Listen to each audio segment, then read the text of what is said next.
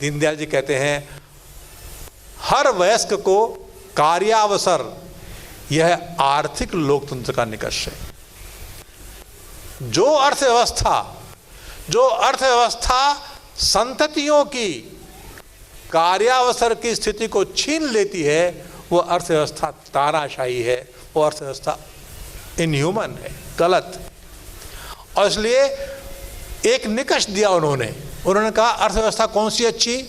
अर्थव्यवस्था वह अच्छी जो संतति के कार्यावसरों को बढ़ाती है, और अर्थव्यवस्था वह खराब जो संतति के कार्यावसरों को छीन लेती है या कम कर देती है। आजकल हमारे यहाँ शब्द प्रयोग होता है कि कंपटीशन का जमाना है। क्या मतलब है? क्या क्या क्या जमाना कंपटीशन का? ये झूठ है, धोखा है। ये क्यों है धोखा? कि ये स्केर्सिटी ऑफ अपॉर्चुनिटी, अवसरों के अभाव को छुपाने का नाम है ये। मैं कहूं साहब ये चीज बहुत अच्छी है, आप सबके हाँ अच्छी तो है, और अगला वाक्य बोलूं इस अच्छी चीज को पाने के आप सब हकदार हैं, तो चमत्कार होगा कि वहां चलो सब हकदार हैं, और आपके लिए हमारे पास योजना भी है कि आप इसे प्राप्त कर सकें। तो सब उत्सुक होंगे कि हाँ अच्छा योजना भी है। क्या योजना है? तो सब दौड़ के आइए, जो पहले आएगा उसको मिलेगा। क्या मतलब है इसको? ये जो एक जिसने प्राप्त की पहले आया उसे गलतफहमी है कि मैं 30 मार खाऊं जो 99 को हरा के आया हूं, और इन 99 में कुंठा आएगी कि अवसर तो हमको भी था, अवसर तो हमको भी था पर हम देरी से पहुंचे। झूठ है ये एक वस्तु है, ये एक को ही मिल सकती है। यह घोषणा ही गलत है कि आप सब इसे पा सकते हैं। आप सब इसे नहीं पा सकते क्योंकि यह एक है, आप में से एक ही पाएगा। और इसलिए मेरे पास क्या तरीका है? मुझे 99 को हटाना है, 99 को इस वस्तु के प्राप्त करने के अवसर से दूर करने का नाम है कंपटीशन। ये धोखा है जो हम अपनी आने वाली पीढ़ियों को दे रहे हैं, गलत है ये। और इसलिए इसका परिणाम क्या क्या हो रहा है?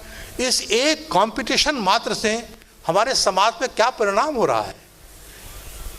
आज अपनी संतान की सबसे बड़ी दुश्मन उसकी मां बनती जा रही है। क्यों बनती जा रही है? पढ़ो, खेलना नहीं, सामाजिक काम में जाना नहीं, मेले खेले में जाना नहीं, स्कूल गया, घर आया, ट्यूशन पर गया, फिर घर आया, होमवर्क किया, थका और सो गया।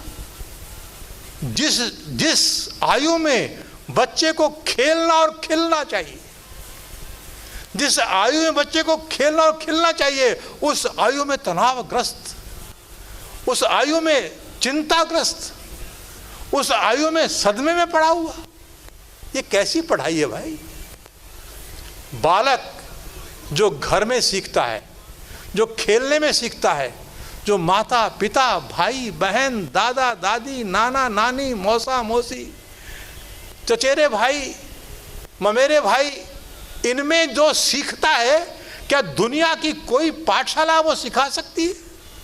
दुनिया का कोई कोर्स वो सिखा सकता है?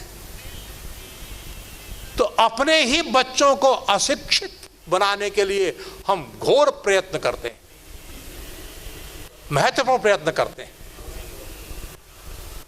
और परिणाम उसका क्या हो गया है? उसका परिणाम यह हो गया है, ऐसे गलत गलत मुहावरे स्थापित हो गए। कंपटीशन है इसलिए क्या? आगे बढ़ो, आगे बढ़ो। क्या मतलब आगे बढ़ने का? आगे बढ़ो क्या होता है? आगे बढ़ो मतलब होता है औरों को पीछे छोड़ो। औरों को पीछे छोड़ के आगे बढ़ोगे? कहां बढ़ो, कहां जाओगे आगे? तो ये समाज है, समाज एक कारवां है।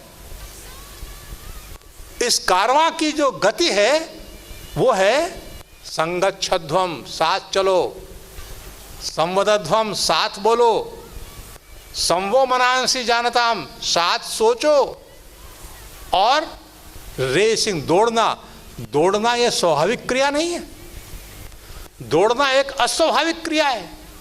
दौड़ना आपातकाल में होता है। आदमी रोज दौड़ता रहे तो क्या होगा? तो दौड़ो, दौड़ लगाओ। दौड़ने की कोई जरूरत नहीं है। There should be no racing. समाज में रेसिंग थोड़ी होती है कोई। समाज में की गति होती है चरैवेति, चरैवेति। चलते रहो, सहज गति से रहो, कारवां रहेगा। जब बुद्धू और बुद्धिमान साथ रहेगा तब ना विकास होगा। जब गरीब और अमीर साथ रहेगा तब ना विकास होगा। जब सकलांग और विकलांग साथ रहेगा तब ना विकास होगा। सारे सकलांग एक तरफ और सारे विकलांग एक तरफ तो विकास होगा। सारे बुद्धू एक तरफ, सारे बुद्धिमान एक तरफ तो विकास होगा। तो समाज को इस तरह से बांट करके इन नारों ने, इन स्लोगन्स ने, जो कैपिटलिज्म के नारे हैं, उन्होंने समाज में एक कहर ढाया हुआ है। न केवल भारत में, भारत तो फिर बहुत बचा हुआ है, विश्व इससे